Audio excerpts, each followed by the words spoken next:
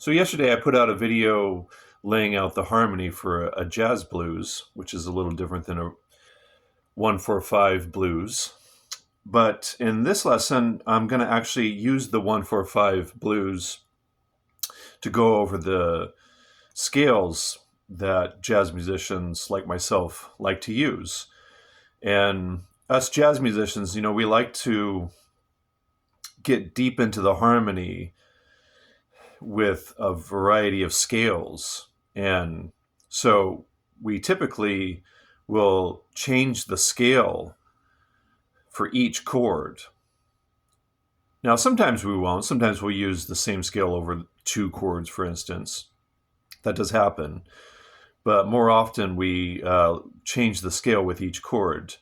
And even with something as simple as a 1-4-5 blues, I'll use different scales, not only for the different chords, but I mean, like for instance, in this key, which I'm going to use for a B flat 7, there's tons of different scales and colors and functions and stuff that I'll mix up.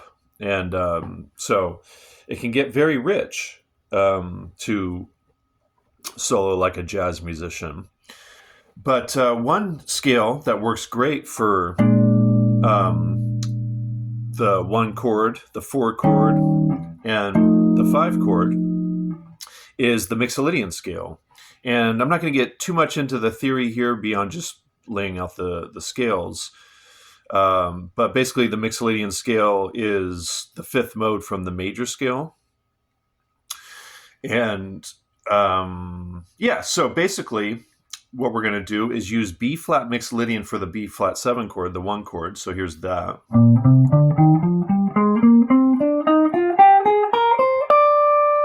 And then backwards. So there's the B flat Mixian scale that you would use over the 1 chord.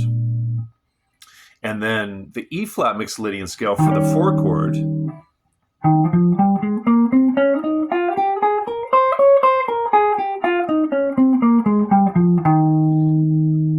Yeah. And then when it goes to the 5 chord, use F Mixian like this. Same exact shape as the 4 chord for the E flat 7.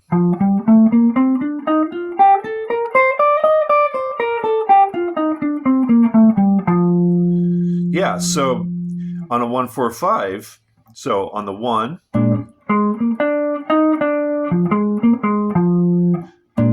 you use that. On the 4,